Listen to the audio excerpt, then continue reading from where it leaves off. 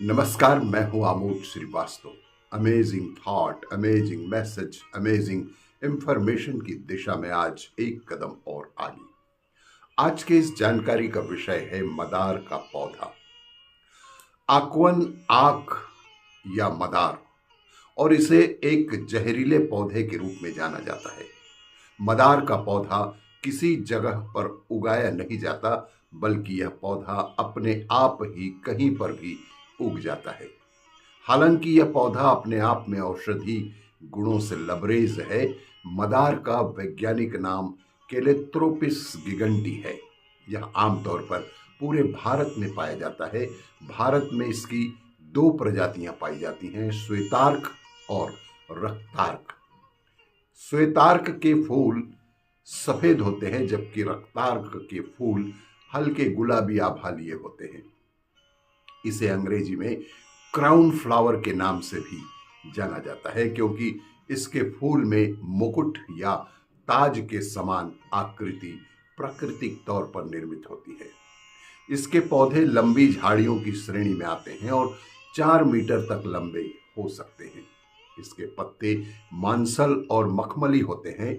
मदार का फल देखने में बिल्कुल आम के फल जैसा लगता है, लेकिन इसके अंदर रुई होती है, एक प्रकार का रेशा होता है, जिसका इस्तेमाल तकिए या गद्दे भरने में भी किया जाता है।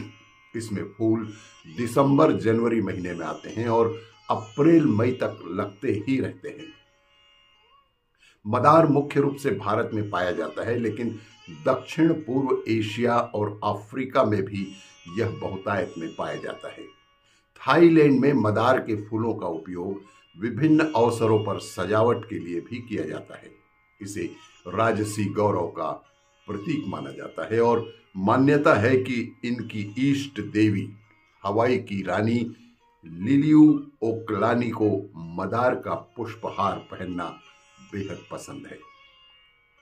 कंबोडिया में अंतिम संस्कार के आयोजन के दौरान घर की आंतरिक सजावट के साथ ही कलश या ताबूत पर चढ़ाने और अंत्येष्टि में इसका उपयोग किया जाता है। हिंदुओं के धर्म ग्रंथ शिव पुराण के अनुसार मदार के फूल भगवान शिव को बहुत पसंद हैं, इसलिए शांति, समृद्धि और समाज में स्थिरता के लिए भगवान शिव को इसकी माला चढ़ाई जाती है।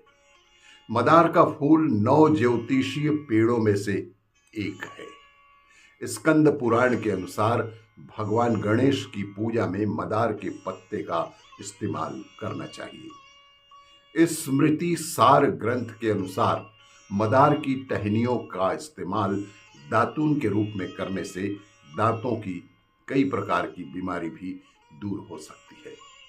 भारतीय महाकाव्य महाभारत के आदि पर्व के पुष्प अध्याय में भी मदार की चर्चा मिलती है।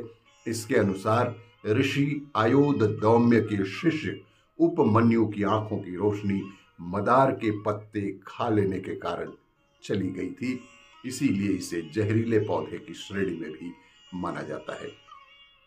मदार की छाल का इस्तेमाल प्राचीन काल में धनुष की प्रत्यंचा बनाने में भी किया जाता रहा है। लचीला होने के कारण इसका उपयोग रस्सी, चटाई, मछली पकड़ने की जाल आदि बनाने के लिए भी उपयोग में लाया जाता है। वैसे तो मदार को एक जहरीला पौधा माना जाता है और कुछ हद तक यह सही भी है, लेकिन यह कई रोगों के उपचार में भी कारगर सिद्ध होता है। मदार देश का एक प्रसिद्ध औषधि पौधा है। इसके पौधे के विभिन्न हिस्से कई तरह के रोगों के उपचार में कारगर भी साबित हुए हैं। इनमें दर्द सहित मधुमेह के रोगियों में रक्त शर्करा के स्तर को कम करने के लिए इसका इस्तेमाल किया जाता है। मदार के औषधि गुणों की पुष्टि कई वैज्ञानिक अध्ययन भी करते हैं। वर्ष 2005 में टॉक्सिकान नामक जर्नल में प्रकाशित एक शोध के अनुसार मदार का दूध बहते हुए खून को नियंत्रित करने में उपयोगी सिद्ध हुआ है। मदार का कच्चा दूध कई प्रकार के प्रोटीन से लबरेज है, जो प्रकृति में बुनियादी रूप में मौजूद होते हैं। वर्ष 2012 में advances in natural and applied sciences नामक जर्नल में प्रकाशित एक शोध दर्शाता है कि मदार के पत्ते जोड़ों के दर्द और मधुमेह के उपचार में कारगर सिद्ध होते हैं। आपको ये मेरा वीडियो अच्छा लगे तो लाइक करें, शेयर करें और सब्सक्राइब अवश्य करें। धन्यवाद।